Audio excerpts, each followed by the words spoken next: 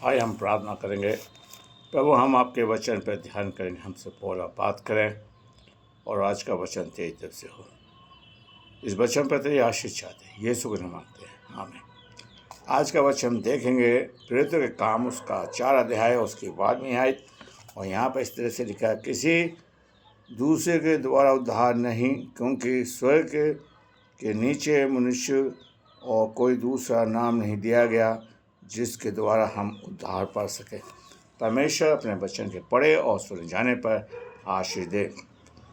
जो कि इस किताब को प्रभु के दास लूका ने लिखा है, जो वैध है और वह उद्धार के बारे में कहता है। दूसरी बात, वो नाम के बारे में बताता है कि स्वर्ग में केवल एक ही नाम है और जिसका नाम है यीशु, जिसके द्वारा हम उद्धार पा सकते हैं। चाहे स्वर्ग हो, चाहे पृथ्वी हो, चाहे पाताल हो, जो प्रभु के लोग हैं, जो प्रभु को ईश्वर की खोज में उद्धार पाने के लिए लोग तरस रहे हैं, उसका नाम यीशु है। और यीशु मसीह पुराने नियम में इस दर्शाता है, उत्पत्ति की पुस्तक, जब आदम ने पाप किया तो उसने एक जानवर को मारा, लहू बहाया, और प्रभु ने दर्शाया था कि इंसान का उद्धार लहू से है। और हम देखते पुराने नियम के अंदर कि इंसान जब पाप करता था, साल के अंदर बलिदान चढ़ाता था, अपने पापों का प्रायश्चित करता था। और हम देखते हैं नए नियम के अंदर यीशु मसीह कहता है, मत्ती उसका 4 अध्याय उसकी 17वीं आयत।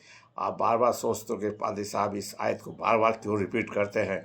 यीशु मसीह ने कहा, पतरस ने कहा, मन फिराओ कि स्वर्ग का राज निकट आ गया है। यीशु मसीह हमारे पापों को बचाने के लिए इस जगत में आया ताकि हम नाश ना हो जाए।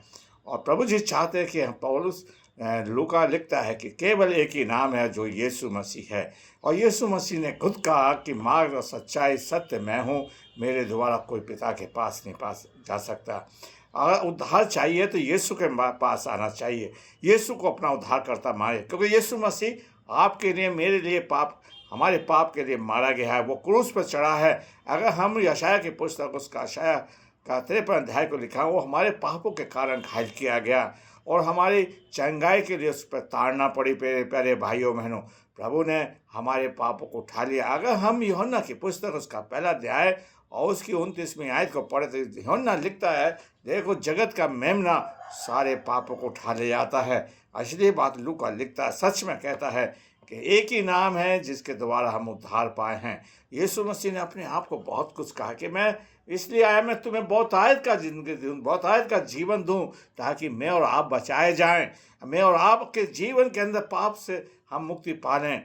और यीशु मसीह का लहू, यूहन्ना उसका 1 अध्याय उसकी 7वीं आयत में कहता है कि यीशु मसीह का लहू हमें सब पापों से मुक्ति देता है, शुद्ध करता है हमारे पापों को। आइए हम यीशु मसीह का लहू अपने ऊपर ले लें, यीशु मसीह का खून हमारे ऊपर छिड़क दें ताकि हमें मुक्ति मिल जाए। मेरे प्यारे भाइयों, पुराने नियम के अंदर इस साल में एक बार बछड़े को लिया जाता था, उसके ऊपर अपने हाथ रखते थे और इस्राएली कौम क्या मानते थे कि हमारे पाप ले जा रहा, उसे जंगल में छोड़ दिया करते थे। आज यीशु मसीह ने, जिस यीशु ने कहा तेरे पाप क्षमा हुए, झोले के मारे से कहा, यीशु मसीह ने क्रूस पे कहा, गुड फ्राइडे में हम सुनेंगे कि हे पिता, इन्हें माफ़ करके नहीं जानते, हमारे पापों की क्षमा के लिए उसने विनती करी है। मेरे प्यारे भाइयों बहनों, आइए मैं और आप प्रभु से कहें, प्रभु मेरे पाप क्षमा कर दें, मेरा नाम जीवन की पुस्तक में लिख दिया जाए। आइए हम फिर से उस आयत को पढ़ते हैं, किसी दूसरे के द्वारा उद्धार नहीं,